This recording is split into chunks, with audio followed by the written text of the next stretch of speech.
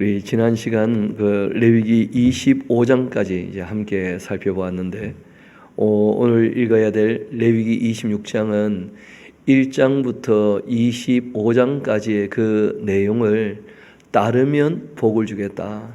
근데 따르지 않으면 괜찮은 게 아니고 저주가 임한다는 거예요. 여러분, 성경이 우리에게 말씀하실 때는 결단을 요구하는 경우들이 꽤 있습니다. 결국 우리가 이 땅에 살아가는 방식이 참 다양한 것처럼 보여도 결국은 욕심을 따를 것인가, 양심을 따를 것인가, 또 주님의 뜻을 따를 것인가, 그 자기의 뜻을 따를 것인가. 결국 이제 우리가 도착하게 될 곳도 딴 것이 아니죠. 천국으로 가게 될 것인가, 아니면 지옥으로 가게 될 것인가, 그 둘밖에 없다는 거예요. 또 천국과 지옥 이전에 우리의 영혼도 낙원에 머무를 것인가, 아니면 음부에 갈 것인가. 결국 이제 이 땅에 살아가는 우리의 이 인생 길은 결국 두 갈래로 갈라져 있는 것이거든요. 우리가 어떻게 걸어가는지에 따라서 그 도착점이 다 다르게 되는 것인데, 우리 오늘 레위기 26장 우리 같이 한번 보도록 하시겠습니다. 레위기 26장입니다.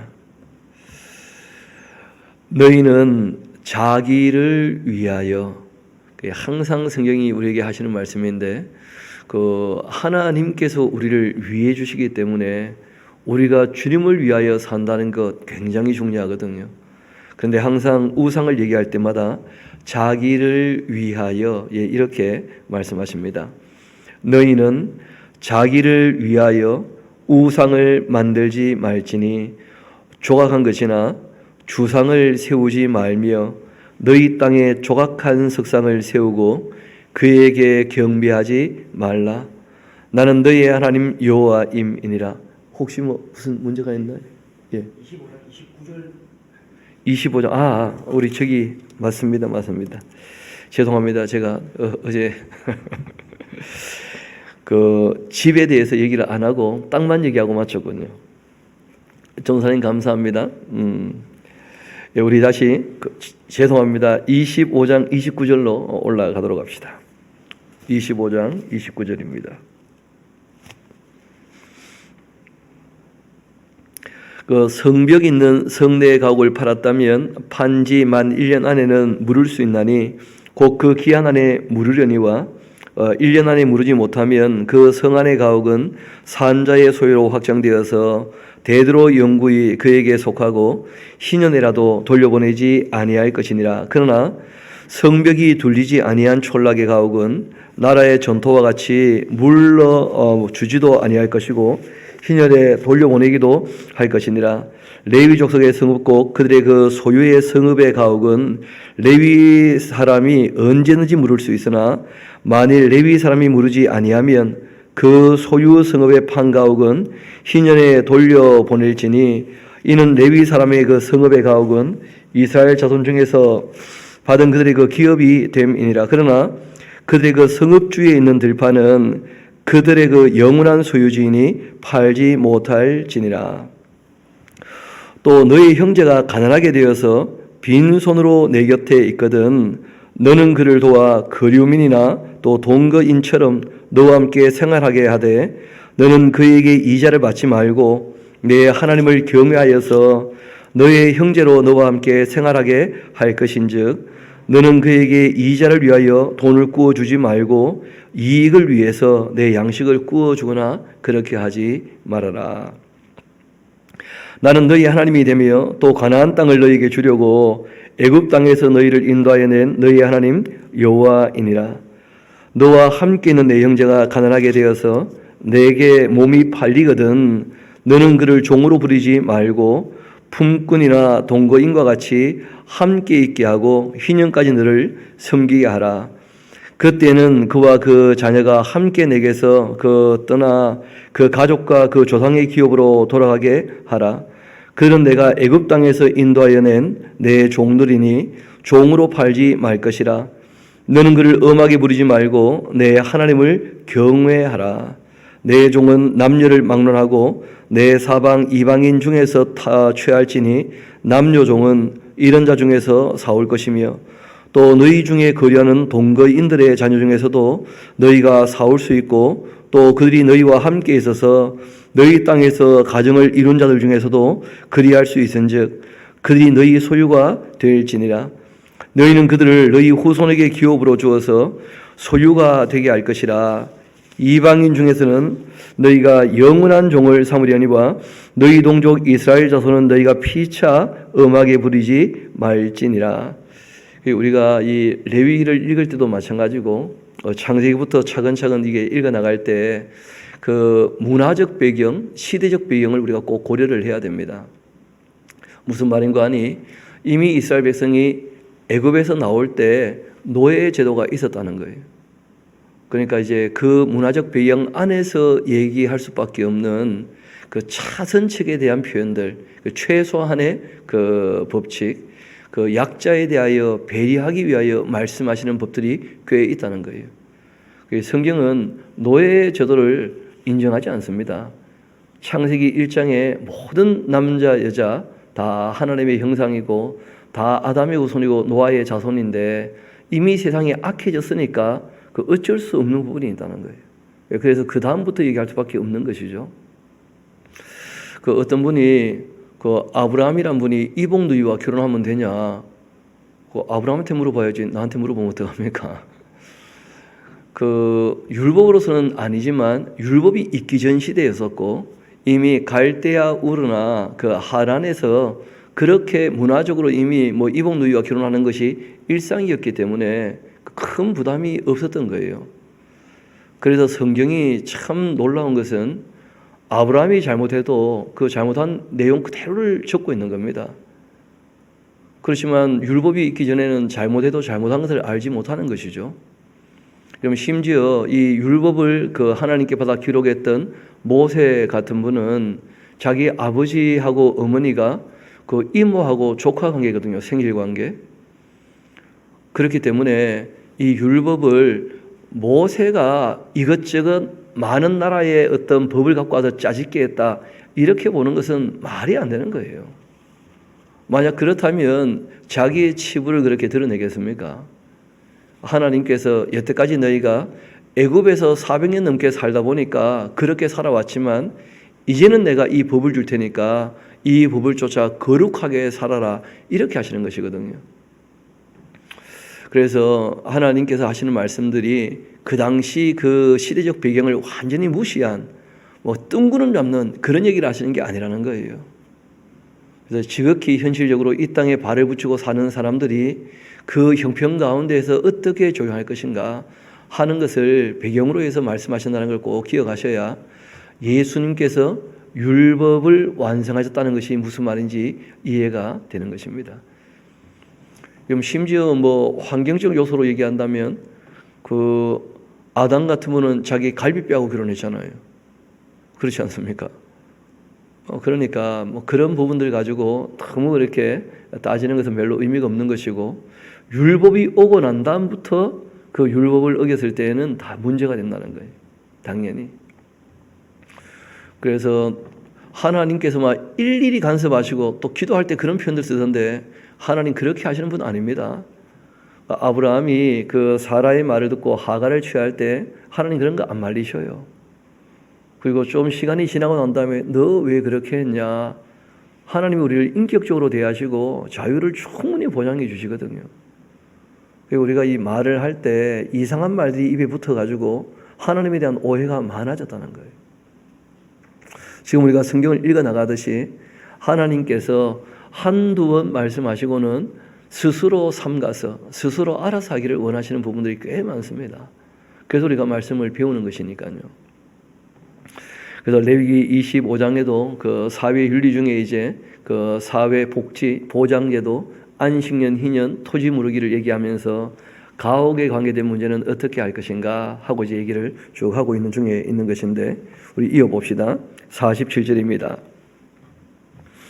만일 너와 함께 있는 거류민이나 동거인은 부유하게 되고 그와 함께 있는 너희 형제는 가난하게 됨으로써 그가 너와 함께 있는 거류민이나 동거인 또는 거류민의 가족의 그 후에게 팔리면 그가 팔린 후에 그에게는 속량받을 권리가 있나니 그 형제 중 하나가 그를 속량하거나 또는 그 삼촌이나 그의 삼촌의 아들이 그를 속량하거나 그의 가족 중 그 살부치 중에서 그를 속량할 것이고 그가 부유하게 되면 스스로 속량하되 자기 몸이 팔린 해로부터 희년까지를 그 산자와 계산하여서 그 연수를 따라서 그 몸의 값을 정할 때에 그 사람을 섬긴 날을 그 사람에게 고용된 날로 여길 것이라.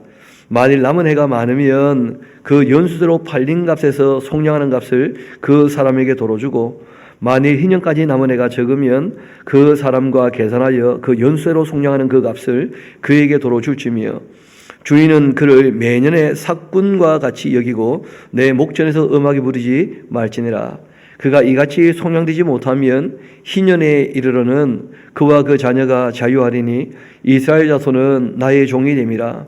그들은 내가 애굽 땅에서 인도해낸 내 종이요 나는 너희 하나님 여호와이니라. 그러니까 지금은 뭐 훨씬 더 세월이 지나고 그리고 삶의 방식이 너무 다양해졌지 않습니까?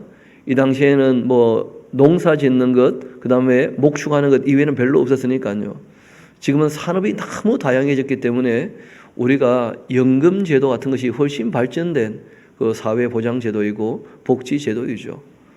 또 우리가 공무원들을 통해서 어려운 사람을 다 살펴가지고 지원을 해주고 하는 것들이 있기 때문에 뭐 이런 부분들에 관해 큰 문제는 없는 것입니다. 문제는 사회적 공적 자금이 꼭 있어서 누구라도 이 땅에 태어났을 때 금수저, 흙수저 이런 말 나오지 않고 사람답게 살 수 있는 길이 보장되어야 된다는 거예요. 적어도 교육받을 수 있는 또는 병 걸렸을 때 치료받을 수 있는 또는 먹고 살기 힘들 때 먹고 살 수 있는 또 우리가 거주할 수 있는 그런 보장은 적어도 이 땅에 태어났을 때 되어줘야 된다는 거예요. 삶의 가장 기본적인 것들은 보장이 되어야 사람으로서의 삶을 살 수 있는 것이거든요. 정치하는 사람들은 그런 걸 하기 위하여 힘쓰고 애쓰는 거예요. 공평이라고 할 때 모든 사람 똑같이 나눠줘라. 그 공산주의를 얘기하는 게 아닙니다. 성경은 적어도 이 땅에 사람이 태어났을 때 사람답게 살 수 있는 그 최소한의 기반은 사회가 어떻게 하라는 거예요? 그 공동체가 보장해 주라는 거예요. 그것이 가장 기본이죠, 뭐. 그래서 이 레위기 율법에 신앙윤리와 함께 생명윤리, 가정윤리, 사회윤리를 보게 되어지면 그 사회윤리가 바로 그런 내용들을 담당하고 있습니다. 약자를 배려해서 긍휼과 자비와 공의와 정의를 그렇게 이제 말씀하시는 거죠. 그리고 이제 그 다음 말씀하신 것이 이 1장부터 25장까지의 내용대로 하면 복을 주시고 하지 않으면 저주하신다는 거예요. 우리 한번 읽어봅시다. 너희는 자기를 위하여 우상을 만들지 말라. 사랑은 서로 위해 주는 것이다. 굉장히 많이 반복적으로 말씀드리죠, 그렇죠? 하나님이 우리를 위해 주시니까 우리가 주를 위해 살아야 사랑이 이루어지는 것인데 하나님이 우리를 위해 주고 계심에도 불구하고 자기가 자기를 위하여 산다. 그러니까 관계가 깨어지고 마는 거예요. 너희는 자기를 위하여 우상을 만들지 말지니 조각한 것이나 주상을 세우지 말며 너희 땅에 조각한 석상을 세우고 그에게 경배하지 말라. 나는 너희 하나님 여호와임이니라. 너희는 나의 안식일을 지키며 나의 성소를 경외하라. 나는 여호와이니라. 너희는 내 규례와 계명을 준행하면 너희가 내가 너희에게 철 따라 비를 줄 텐데 땅은 그 산물 내고 밭의 나무는 열매를 맺게 될 것이다. 여러분 성경이 얘기하는 가장 기본적인 복이 뭐냐면 철 따라 내리는 비로 말미암아서 수고한 대로 필요한 양식을 공급하는 거예요. 성경이 구약에서 특별히 복이라고 얘기하는 것이 그렇게 생명을 얻게 하고 그들이 수고한 것이 남에게 빼앗기지 않는 평화를 누리는 것을 얘기하는 겁니다. 그게 성경이 얘기하는 복이었거든요. 일한 것에 그 수고가 헛되지 않게 되는 것. 그러려면 이제 하나님께서 철 따라 비를 내려주셔야 되는 것이고 또 외부의 침입이 없어서 그들이 평안을 누려야 되는 것이고 그렇게 생명을 얻고 평안을 누리는 것이 이게 복이었던 거거든요. 다른 걸 자꾸 요구하거나 추구하면 문제가 되는 것이죠. 그래서 성경은 하늘에 보물 창고가 있다는 거예요. 그게 바로 비예요, 비. 그래서 때를 따라 내리는 비가 하늘에서 사람들에게 쏟아부어주는 보물이라는 거예요. 우리 이어봅시다. 내가 너희에게 철 따라 비를 줄 텐데 땅은 그 산물을 내고 밭의 나무는 열매를 맺을 것이다. 너희의 그 타작은 포도 딸 때까지 미치며 너희의 포도 따는 것은 파종할 때까지 미치리니 너희가 음식을 배불리 먹고 너희의 땅에 안전하게 거주하게 될 것이다. 이게 복이라는 거죠. 이게 생명을 얻고 땅에 안전하게 가는 평안을 누리는 것. 내가 그 땅에 평화를 줄 것인즉 너희는 누울 때 너희를 두렵게 할 자가 없을 것이며 내가 사나운 짐승을 그 땅에서 제할 것이요 칼이 너희의 땅에 두루 행하지 아니할 것이며 너희의 원수들을 쫓으리니 그들이 너희 앞에서 칼에 엎드러질 것이라. 또 너희 다섯이 백을 쫓고 너희 백이 만을 쫓을 텐데 너희 대적들이 너희 앞에서 칼에 엎드러질 것이며 내가 너희를 돌보아서 너희를 번성하게 하고 너희를 창대하게 할 것이며 내가 너와 함께 한 내 언약을 이행하겠다 하고 이제 이스라엘 백성들 그 민족적으로 약속한 그 약속이었습니다.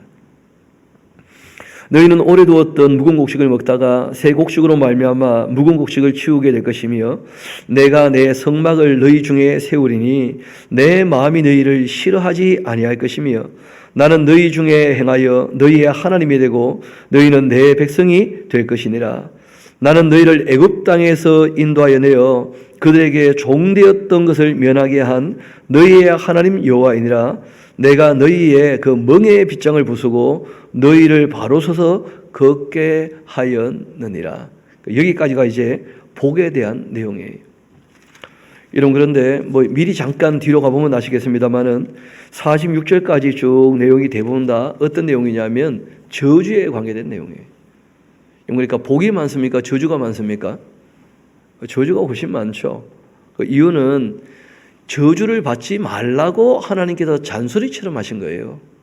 이거는 예언이 아니었습니다. 이거는 말 그대로 경고문이었다는 거예요. 근데 참 안타까운 것이 이 경고문이 예언처럼 역사 가운데 이스라엘 백성들에게 다 이루어지고 말았다는 거예요. 마치 어머니의 잔소리는 맞지 말라고 한 말이 분명한데 근데 마치 예언처럼 이루어져 가지고 애들이 꼭 조 터진다는 거 아니겠어요? 참 안타까운 것이 그 인간의 그 괴악한 그 악한 모습들이 그 마음에 다 남아 있어서 아직 그런 것인데 뭐 무지라든지 오해라든지 편견이라든지 고집이라든지 교만이나 태만이나 욕심 같은 뭐 이런 것들이 늘 사람을 어렵게 만드는 거예요. 그래서 우리가 좀 이런 걸 넘어서고자 우리가 말씀을 통해서 무지를 좀 극복해 보는 거예요. 하나님 어떤 분이신지, 그 하나님이 뭘 원하고 계시는지. 또 부분적으로 읽으면 편견이나 오해가 생길 수밖에 없는 것이니까 우리가 전체를 읽어서 이해가 될 수 있도록 그리고 좌로나 우로나 치우치지 않도록 그리고 끊임없이 여러분들에게 권면하는 것이 하나님 말씀 앞에 고집 부리지 말라는 거예요. 순종을 해야지. 그런 것이죠. 또 교만한 사람은 아무리 읽어도 안 들어옵니다. 자신이 너무 똑똑해서. 또 게으른 사람 안 되는 거죠. 적어도 시간을 좀 내어가지고 우리가 한 달에 한 주간이라도 적어도 그 저녁에 한 3시간, 토요일 날 한 8시간, 6시간에서 한 8시간 정도 좀 시간을 내어서 우리가 애를 좀 써야 배울 수 있거든요. 어떤 분이 그런 얘기 하더라고요. 영어를 배우는 그 수고의 반만 해도 성경을 배울 때 얼마나 좋았겠냐는 거예요. 그러니까 누가 한마디 더 했다는 거예요. 영어를 열심히 공부하면 미국 가겠지만 천국 가기는 어려울 거라고. 그렇지 않겠어요? 하나님 나라 백성 될 텐데 하나님 말씀에 대하여 너무 소홀하다면 그건 앞뒤 말이 안 맞는 말 아니겠어요? 미국 가겠다면 영어를 좀 배워야지 그래. 하나님 나라 가겠다면서 하나님 말씀을 안 배우고 있다면 제가 봤을 땐 그거는 가짜 아니겠나 싶어요. 진짜라면 그럴 수 없을 거다. 정말 하나님 나라를 사모한다면 그럴 수 없을 거다 저는 생각해요. 그래서 우리가 폐에 일어나고 하나님 하신 말씀들을 잘 알아들어서 욕심으로 읽지 말고 우리가 양심껏 잘 받아들여서 정말 이 말씀에 순종해야 되지 않겠는가. 하나님께서 경고하신 말씀이었는데 안타깝게도 이스라엘 역사 가운데 그 문자 그대로 다 이루어지고 말았으니까 참 안타까운 얘기고, 그런 내용들을 우리가 또 앞으로 그 역사서와 함께 그 예언서를 살필 때 다 보게 될 것입니다. 그러니까 레위기를 읽어놓지 않으면 뒤에 역사서도 예언서도 도무지 이해되지 않는 책이 되고 말아요. 무엇을 근거와 배경으로 말씀하시는지 알 수가 없잖아요. 자, 이 복 다음에 그 저주에 대한 얘기를 하시는데 14절 봅시다. 그러나 너희가 나에게 청종하지 아니하여 이 모든 명령을 준행하지 아니하며 내 규례를 멸시하며 마음의 내 법도를 싫어하여 내 모든 계명을 준행하지 아니하며 내 언약을 배반할진대 내가 이같이 너희에게 행할 것이다. 곧 내가 너희에게 놀라운 재앙을 내려 이 폐병과 열병으로 눈이 어둡고 생명이 쇠약하게 할 것이고 너희가 파종한 것은 헛되게 될 거다. 너희의 대적이 그것을 먹게 될 것이니까 내가 너희를 칠 테니 너희가 너희의 대적에게 피하게 될 것이고 너희를 미워하는 자가 너희를 다스릴 것이며 너희는 쫓는 자가 없어도 도망하게 되고 겁약하게 되어서 또 만일 너희가 그렇게까지 되어도 내게 청종하지 아니한다면 너희의 죄로 말미암아 내가 너희를 7배나 더 징벌할 거다. 이 사람들이 오해를 하는 것 중에 하나가 지은 죄에 비해서 벌이 너무 크지 않냐 이런 식으로 오해를 해요. 전혀 그렇지 않은 거지. 여러분, 죄라고 하는 것은 크거나 작거나 마치 모래 알갱이나 바위 덩어리나 다 물에 빠지는 것처럼 죄는요 조금만 있어도 죄의 삭은 사망일 수밖에 없어요.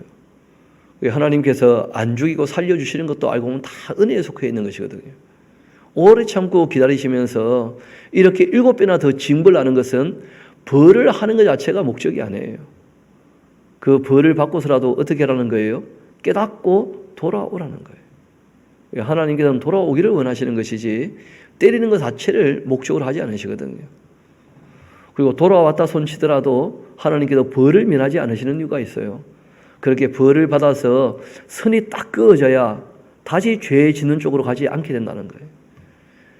저도 이제 아이들을 키워보기도 하고 저도 자랄 때 생각을 해보니까 말로 타일러 가지고 다 될 것처럼 보이는데 말로 타이르면요 다음에 죄를 지을 때 담대하게 돼요. 다음에 또 죄를 지어도 말로 타이르겠지 그렇게 해가지고 그 선을 쉽게 넘게 되더라고요. 그런데 딱 매를 맞아가지고 벌을 받고 딱 선이 그어지게 되어지면 그 경계는요 잘 안 넘게 되어져요. 그 아이들 마음에 그 회초리를 가지고 종아리를 딱 때려서 어릴 때 선을 딱 그어줘야 되는 것이지 그 선을 안 그어주게 되어지면 마음대로 선을 넘나들면서도 꽤 자신이 괜찮은 것처럼 오해하고 착각을 해요. 그 선을 그어준다는 것은 굉장히 필요한 일이고 용서한다라고 하는 것과 죄를 사한다는 것과 벌을 면한다는 말은 전혀 딴 말입니다. 하나님께서도 죄는 사해 주겠지만 벌을 면치 않겠다 하신 이유가 있다는 거예요. 다시는 그 죄를 반복해서 지지 않게 하시려고. 실제로 역사 가운데서도 이스라엘 백성들이 바벨론에 잡혀가서 이 벌을 받고 돌아왔을 때 더 이상 우상 숭배하는 일은 없게 되었다는 거 아니겠어요? 그래서 신약을 보면 참 재미있는 것이 예수님께서 우상 숭배에 대해서 얘기하신 것이 없다는 거예요. 이 이스라엘 백성들에게 있어서 우상 숭배를 다 벗어난 거 아니겠어요? 그런데 문제는 우상에서는 벗어났는데 여전히 자기가 주인되어 있어서 문제가 되었다는 거예요. 여전히. 이 큰 두 가지 죄악이 다 벗겨져야 됩니다. 생수에 근원된 하나님을 버려서 자기가 주인 되는 것, 또 자기 욕심으로 우상을 만들어 섬기는 것. 그러니까 눈에 보이는 우상은 없지만 여전히 욕심을 따라 사니까 우상 숭배와 별 차이가 없었다 그런 것이지 눈에 보이는 우상만큼은 하나님께 정말 벌을 받고 맞았을 때 벗어나게 되었다 하는 거 아니겠어요? 그래서 하나님께서 벌을 하시나봐요. 벌을 이어봅시다.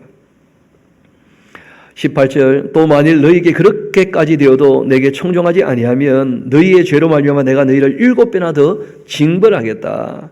내가 너희의 세력으로 말미암은 그 교만을 꺾어버리고 너희의 그 하늘을 철과 같게 하며 또 너희의 땅을 녹과 같게 할 텐데 너희의 수고가 헛될지라 땅은 그 산물을 내지 않고 땅의 나무는 그 열매를 맺지 아니할 거다.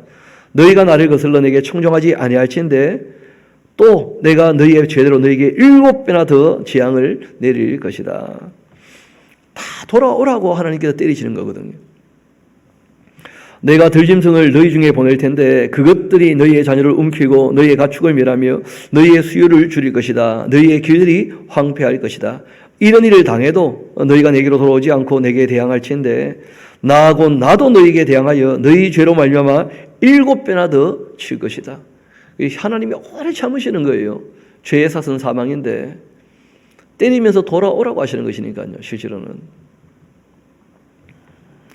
내가 칼을 너희에게로 가져다가 언약을 어긴 원수를 갚을 것이며 너희가 이 성읍에 모일지라도 너희 중에 연병을 보내고 또 너희의 대적의 손에 넘길 것이며 내가 너희가 의뢰하는 양식을 끊을 때에 10 여인이 한 화덕에서 너희 떡을 구워 저울에 달아 주리니 너희가 먹어도 배부르지 아니할 것이다.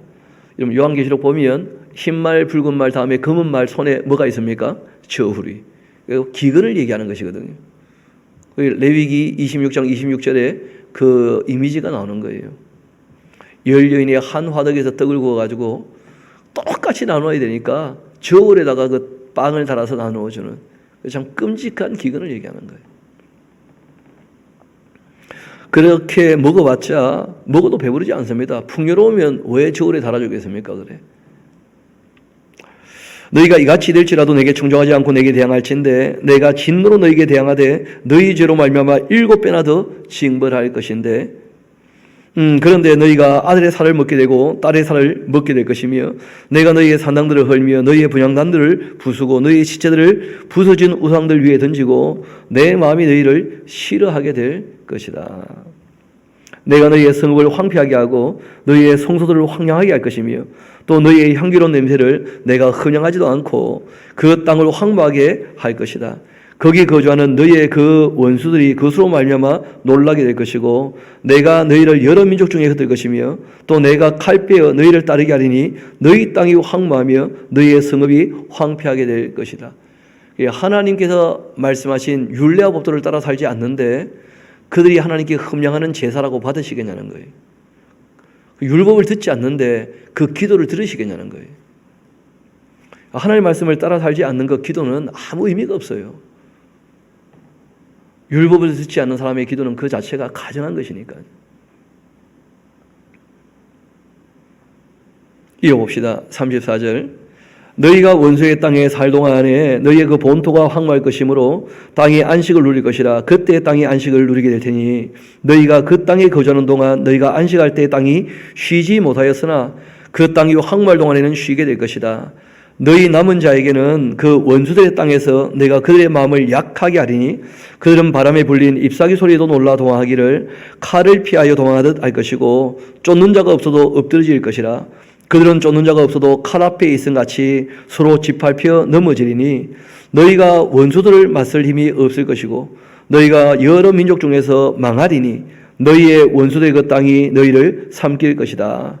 너희 남은 자가 너희의 원수들의 땅에서 자기의 그 죄로 말미암아서 쇠잔하며 그 조상의 죄로 말미암아 그 조상같이 쇠잔하게 될 것이다. 그들이 나를 거스른 그 잘못으로 자기의 죄악과 그들의 그 조상의 죄악을 자복하고서 또 그들이 내게 대항함으로 나도 그들에게 대항하여서 내가 그들의 그 원수들의 땅으로 끌어갔음을 깨닫고 그 할례받지 아니한 그들의 마음이 낮아져서 그들의 그 죄악의 형벌을 기쁘게 받는다면 하나님께서 징계하실 때 4가지 반응이 보통 있다 그러거든요.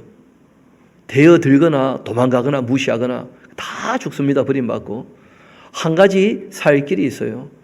그 벌을 받을 때 순히 받으면 정말 자기 죄를 자복하고 그 벌을 순히 받으면서 자기 마음을 낮추면 그럼 하나님께서 고쳐주시는 거예요. 관계에 대한 이야기입니다. 신앙은 다. 일방적으로 하나님께서 무조건적으로 사랑하시고 그런 얘기를 하고 있는 책이 아니에요. 누가 그런 식으로 신앙을 이상하게 왜곡시켰습니까 대체? 신앙은 관계에 대한 이야기예요. 하나님께서 늘 하시는 말씀이 뭡니까? 너희 하는 거 봐서 내가 너희를 대해주겠다. 그 전에 내가 미리 너희를 사랑하기 때문에 이렇게 얘기하지 않느냐. 그렇게 말씀하시는 것이거든요. 신약까지 가서도 똑같은 말씀들을 계속 반복해 보게 될 겁니다. 그런지 안 그런지. 이어봅시다.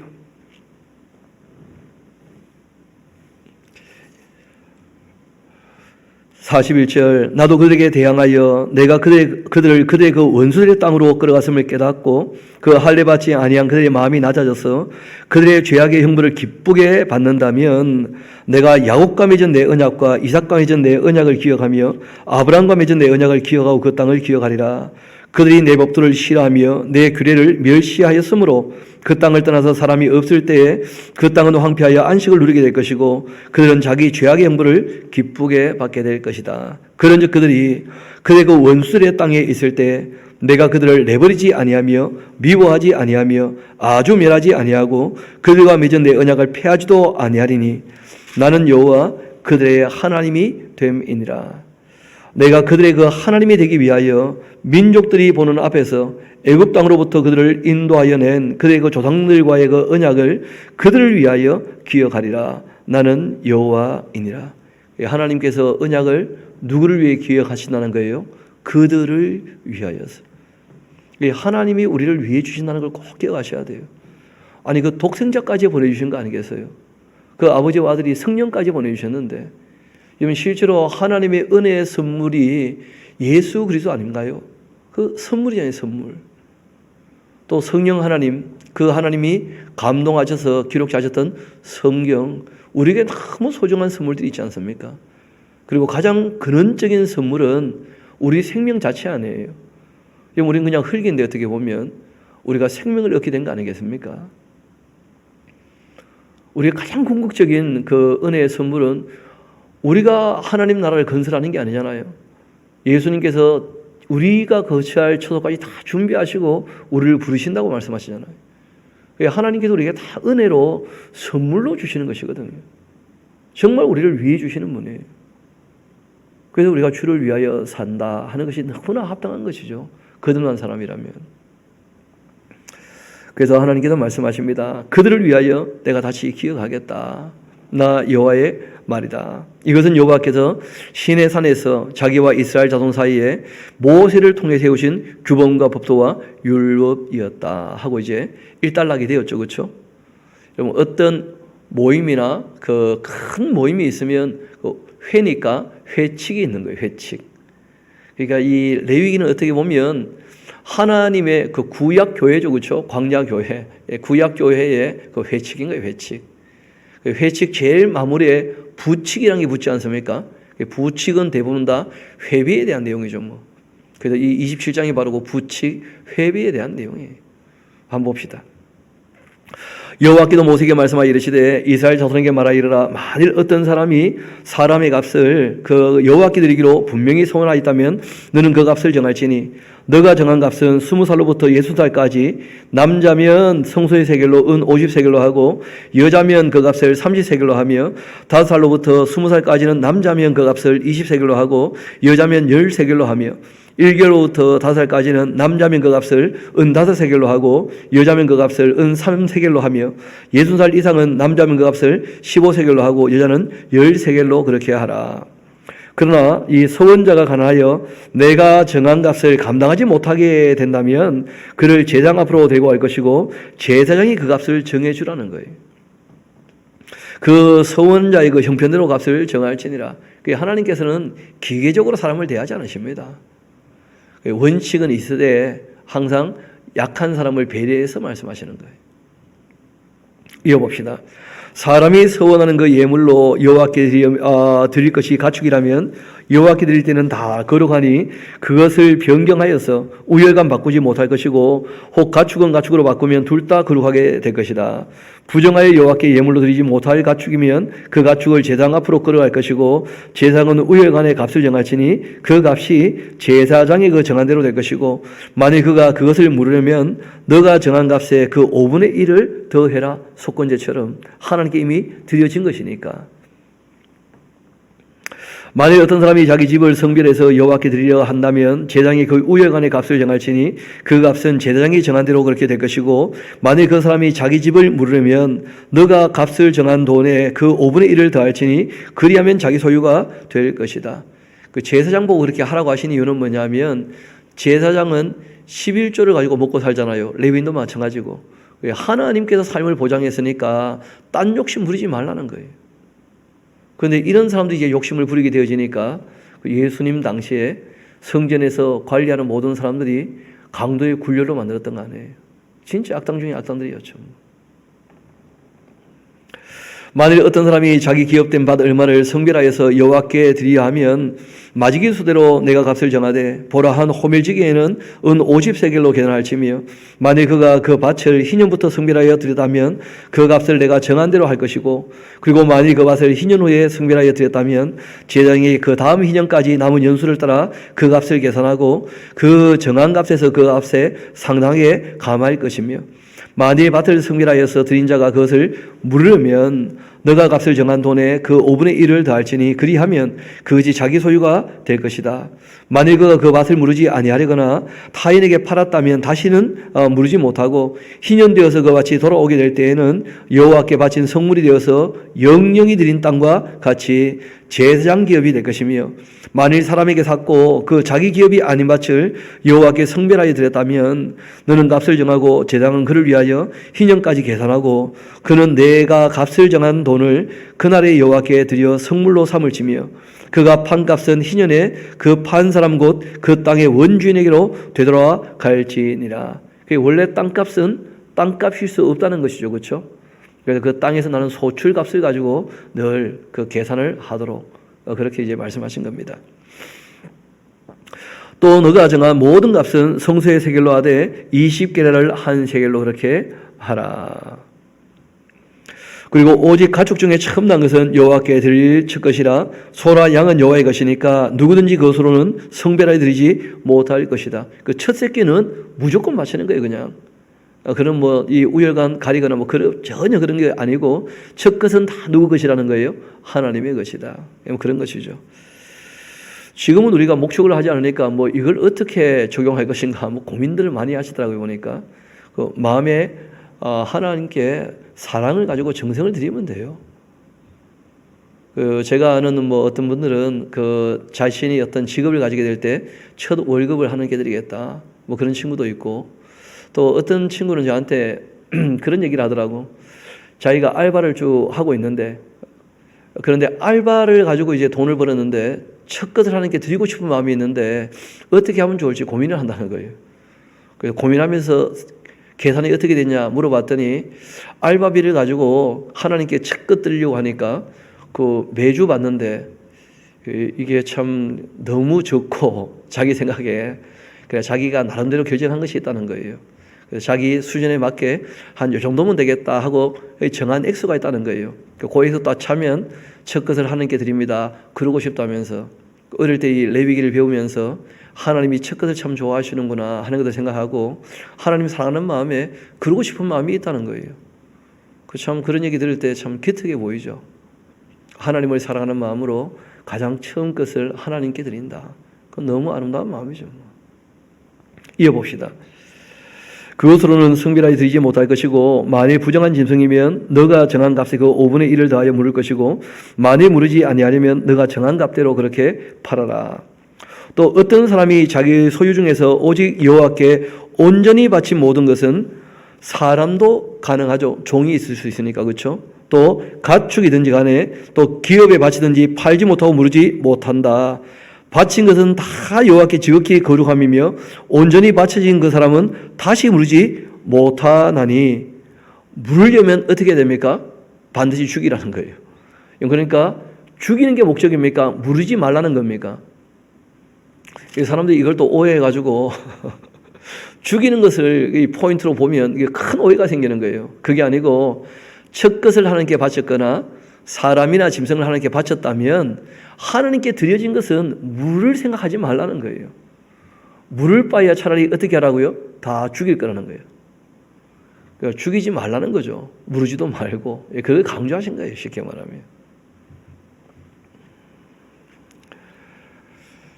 이어봅시다. 그리고 그 땅의 10분의 1고 그 땅의 곡식이나 나무의 열매는 그 10분의 1은 여호와의 것이니 여호와의 성물이다. 또 만일 어떤 사람이 그 11조를 물으려면 그것의 5분의 1을 더해야 된다. 그러니까 물으라는 겁니까? 무르지 말라는 겁니까? 아니 어차피 5분의 1을 더해서 바칠 건데 또 그러니까 그런 거 물을 생각하지 마라 그런 거예요. 모든 소나 양의 11조는 목자의 지팡이 아래로 통과하는 것에 10번째 것마다 여호와의 성물이 될 것이다. 그 우열을 가리거나 바꾸거나 하지 말라. 바꾸게 된다면 둘 다 거룩하니 무르지 못하고 다 바쳐야 돼 그냥. 그러니까 이때는 이제 목축할 때니까 그 양들이 지나가면 10번째마다 탁 찍어가지고 이제 11조로 그렇게. 그래서 이 당시 11조는 지금 우리 11조하고는 전혀 개념이 다릅니다. 이때는 레위인이 그 종교 공무원이에요. 우리가 지금 세금 내듯이 세금을 바치라 하는 것이지, 지금 우리 11조는 우리가 하나님의 일에 동참하고자 우리가 자원해서 드리기로 한 겁니다. 구약의 11조하고 이 신약의 11조는 전혀 개념이 달라요. 우리가 하나님과 약속을 했으니까 약속을 지키는 거예요. 우리 약속에 대한 얘기가 나왔으니까 우리 시편 한 편을 잠깐 보고 돌아오는 게 좋을 듯 한데요. 우리 시편 15편 잠깐 같이 가봅시다.